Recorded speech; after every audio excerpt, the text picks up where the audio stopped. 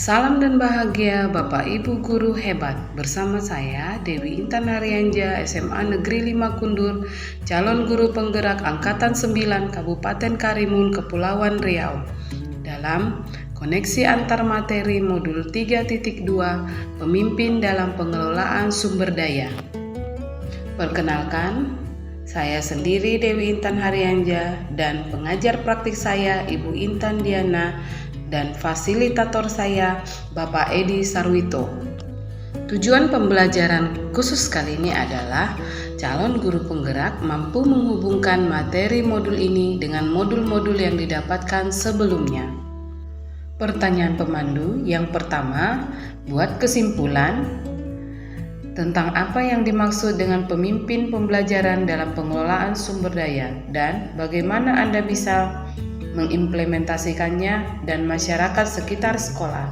Yang kedua, jelaskan dan berikan contoh bagaimana hubungan pengelolaan sumber daya yang tepat akan membantu proses pembelajaran murid menjadi lebih berkualitas. Yang ketiga, berikan beberapa contoh bagaimana materi ini juga berhubungan dengan modul lainnya yang Anda dapatkan sebelumnya selama mengikuti pendidikan guru penggerak. Ceritakan pula bagaimana hubungan antara sebelum dan sesudah antara mengikuti modul ini serta pemikiran apa yang sudah berubah di diri Anda setelah Anda mengikuti proses pembelajaran dalam modul ini. Yang pertama, kesimpulan. Pemimpin pembelajaran dalam pengelolaan sumber daya adalah seorang pemimpin yang menerapkan pendekatan berbasis kekuatan aset dengan memanfaatkan sumber daya yang ada di sekitar untuk menggali potensi yang dimiliki dalam menunjang proses pembelajaran. Cara mengimplementasikannya. Yang pertama, di dalam kelas. Manfaatkan ruang yang tersedia dengan berbagai sarana yang ada. Yang kedua, fasilitasi murid agar dapat mengembangkan kreativitasnya. Yang ketiga, lakukan kolaborasi dengan guru lain untuk membantu pengelolaan sumber daya di kelas. Yang keempat, manfaatkan sumber finansial yang ada untuk kebutuhan kelas di sekolah. Yang pertama, lakukan kolaborasi dengan seluruh warga sekolah. Bentuk komunitas sekolah yang memiliki tujuan yang sama untuk mengembangkan sekolah. Yang ketiga, manfaatkan sarana prasarana yang ada. Yang keempat, manfaatkan lingkungan sekolah yang belum diolah. Yang kelima, gunakan sumber finansial yang ada untuk kebutuhan sekolah. Yang ketiga, di lingkungan masyarakat sekitar sekolah. Yang pertama, bangun relasi dengan masyarakat di sekitar lingkungan sekolah. Yang kedua, kerjasama dengan orang tua murid untuk membantu kegiatan sekolah. Kerjasama dengan pihak luar, lembaga kesehatan, kepolisian, dinas pendidikan, lingkungan, dan lain-lain. Yang keempat, ikut mengembangkan kebudayaan wilayah di sekitar sekolah. Pertanyaan yang kedua. Jawabannya, pengelolaan sumber daya yang tepat akan membantu proses pembelajaran murid menjadi lebih berkualitas. Terdapat 7 aset utama yang dimiliki sekolah untuk dapat mengembangkan sumber daya yang ada, yaitu modal manusia, modal sosial, modal fisik, modal lingkungan atau alam, modal finansial, modal politik, dan modal agama dan budaya. Ketujuh aset tersebut dikelola dengan baik, maka akan membantu proses pembelajaran murid menjadi lebih berkualitas. Contoh, modal manusia. Kepala sekolah dan guru menjalankan perannya sebagai pemimpin serta memaksimalkan pengetahuan dan keterampilannya dalam mengajar dan akan membuat pembelajaran menjadi lebih berkualitas sehingga meningkatkan prestasi belajar murid.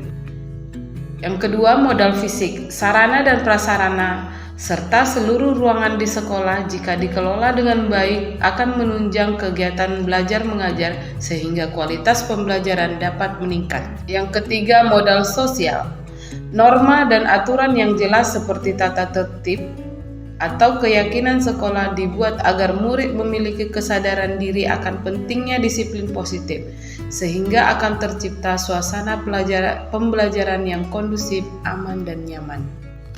Yang keempat, modal lingkungan atau alam. Lingkungan yang ada di sekitar sekolah dapat menjadi salah satu sumber belajar yang dapat dimanfaatkan untuk menunjang proses pembelajaran yang kreatif. Yang kelima, modal politik. Kebijakan sekolah dalam meningkatkan pembelajaran yang berpihak pada murid. Yang kedua, kerjasama sekolah dengan dinas pendidikan seperti mengadakan pelatihan atau workshop dapat meningkatkan kualitas pengajaran yang dilakukan guru. Yang keenam, modal finansial. Pemanfaatan dana bantuan operasional sekolah BOS untuk keperluan operasional sekolah dapat menunjang proses pembelajaran yang lebih berkualitas. Yang ketujuh, modal agama dan budaya. Kegiatan pembiasaan di sekolah, berdoa, sholat berjemaah, gotong royong, dan lain-lain dapat mengubah perilaku murid menjadi lebih berakhlak serta mempermudah dalam pemberian materi pembelajaran. Keterkaitan dengan modul lainnya. Yang ketiga, keterkaitan modul 1 dengan modul 3.2 yaitu modul 1.1. Guru dapat berperan sebagai pemimpin yang menuntun segala kodrat murid dengan mengembangkan segala potensi yang dimiliki murid. Yang kedua, modul 1.2 dengan 3.2. Sebagai pemimpin pembelajaran dapat mengembangkan keterampilan yang dimilikinya untuk meningkatkan pembelajaran yang berpihak pada murid.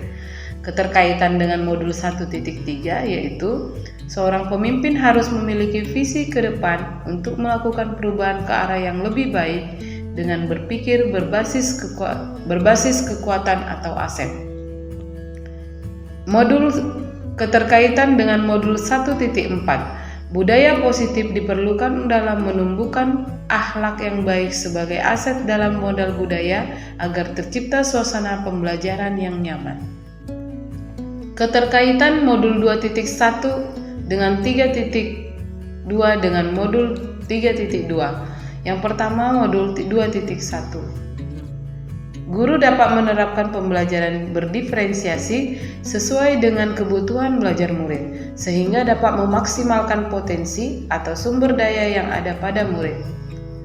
Keterkaitan modul 2.2 yaitu dalam pengelolaan sumber daya, seorang pemimpin diperlukan kemampuan sosial emosional yang baik sehingga segala keputusan dapat dipertanggungjawabkan. Keterkaitan dengan modul 2.3 yaitu pemimpin harus mampu menerapkan teknik coaching dalam melakukan segala tindakan untuk pengelolaan sumber daya yang ada di sekolah. Keterkaitan modul 3.1 dengan 3.2 yaitu dalam pengelolaan sumber daya, seorang pemimpin harus mampu mengambil keputusan berbasis nilai kebajikan agar diperoleh pembelajaran yang berpihak pada murid untuk meningkatkan kualitas pembelajaran. Yang keempat, sebelum mempelajari modul 3.2, saya hanya berpikir aset adalah segala sesuatu berupa benda fisik saja yang ada di lingkungan sekolah, serta lebih banyak berpikir kekurangan ataupun masalah yang ada di sekolah tanpa berusaha mencari solusinya. Sesudah saya mempelajari 3.2, saya baru memahami bahwa terdapat 7 aset utama yang dapat dikembangkan untuk dapat mengembangkan sekolah, yaitu modal manusia, modal fisik, modal sosial, modal lingkungan atau alam, modal finansial, modal politik, serta agama dan budaya. Seorang pemimpin harus memiliki pendekatan berpikir berbasis aset ataupun kekuatan untuk dapat mengembangkan potensi yang dimiliki sekolah. Pemikiran yang sudah berubah dalam diri saya setelah mempelajari modul 3.2 antara lain, yang pertama, terdapat 7 aset utama dalam pengelolaan sumber daya di sekolah. Yang kedua, guru sebagai aset utama di sekolah harus memiliki kreativitas dan inovasi dalam pengelolaan sumber daya yang ada agar dapat mewujudkan pembelajaran yang berkualitas. Yang ketiga, murid yang heterogen dapat menjadi aset jika diberikan pembinaan yang tepat. Yang keempat, gunakan pendekatan berbasis kekuatan atau aset, bukan pendekatan berbasis kekurangan atau masalah. Terima kasih. Demikian penjelasan saya mengenai koneksi antar materi modul 3.2. Salam dan bahagia. Bapak Ibu guru hebat.